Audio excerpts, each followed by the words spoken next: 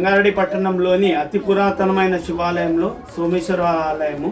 ఇది సోమేశ్వరవాడలో వినాయక సాగర్ చెరువు మధ్యలో వెలిసిన ఆలయము. ఇది కాకతీయుల కాలంలో నిర్మించినట్లుగా తెలుస్తుంది. ఈ ఆలయము నందు కోనేరు, 50 గజాల లోతుల కోనేరు మరియు అతి సుందరమైన కట్టడాలతో వెలుస్తున్న ఆలయము. ఈ ఆలయం నందు మహాశివరాత్రి వేడుకలు మహా బ్రహ్మాండంగా జరుగుతుండేవి. మళ్ళీ ఈ ఆలయం ఒక విశిష్టత ఏమిటి అంటే, వర్షాకాలంలో ఈ ఆలయం 6 నెలలు మంచి నెలల్లో శివుడు మునిగిపోయి ఉండేవాడు. మళ్ళా 6 నెలలు శివరాత్రి నుండి 6 నెలలు భక్తులకు దర్శనం ఇచ్చేవాడు.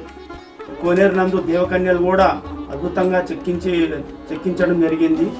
మరియు 13 సంవత్సరాల కిందట ఈ ఆలయం శిఖరం మొత్తము శిథిలమైన సందర్భాన మేము మరియు మా కాలనీ వాసులు, పట్టణవాసులు అందరూ కలిసి విరాళాలు సేకరించి ఆలయం నందు శిఖరము మరియు నంది కూడా ధ్వంసమైన నంది కూడా ప్రతిష్ఠించడం జరిగింది.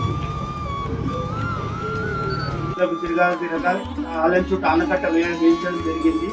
మరి గత 2 సంవత్సరాల నుండి అంగరంగ వైభవంగా పూజలు అందుకుంటున్నాడు మన సోమేశ్వర స్వామి.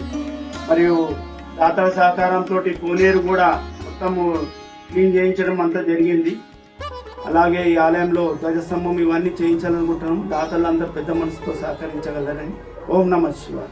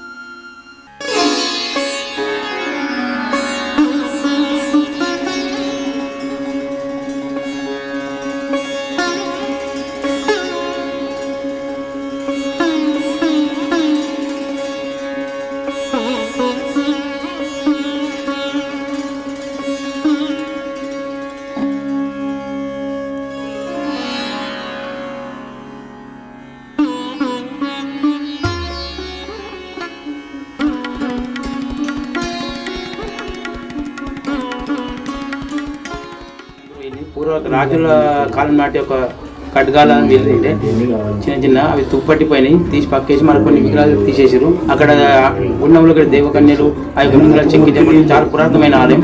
ఆ కోడిక తీస్తుంటేనే ఇందులోకి వెళ్ళి అవి వచ్చినాయి. కాబట్టి గుండం చాలా మహిమగల గుణం.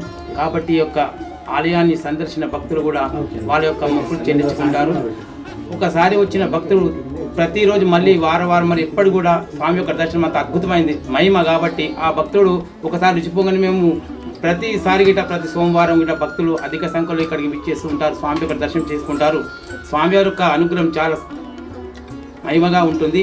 ఏదైనా మొక్కుంటే తప్పకుండా భక్తుల యొక్క మొక్కులు తీర్చగల యొక్క స్వామి. కాబట్టి స్వామి యొక్క దర్శన భాగ్యం కూడా ఈ పట్టణవాసులకు అందరికీ కలిగించాలని అధిక సంఖ్యలో భక్తులు పాల్గొని స్వామి యొక్క దర్శనం చేసుకొని స్వామి యొక్క కృపకు పాత్రలు కావాలని మా యొక్క మనవి. కాబట్టి చాలా విశిష్టమైన ఈ యొక్క ఆలయాన్ని అందరూ కూడా సంగారెడ్డికి వెళ్ళి కూడా మన హైదరాబాద్కి వెళ్ళి కూడా సందర్శకులు వచ్చి ఈ యొక్క ఆలయం ఎక్కడుందని అడిగి మరీ ఈ యొక్క ఆలయానికి వచ్చి వాళ్ళ యొక్క మొక్కులు చెల్లించుకుంటారు.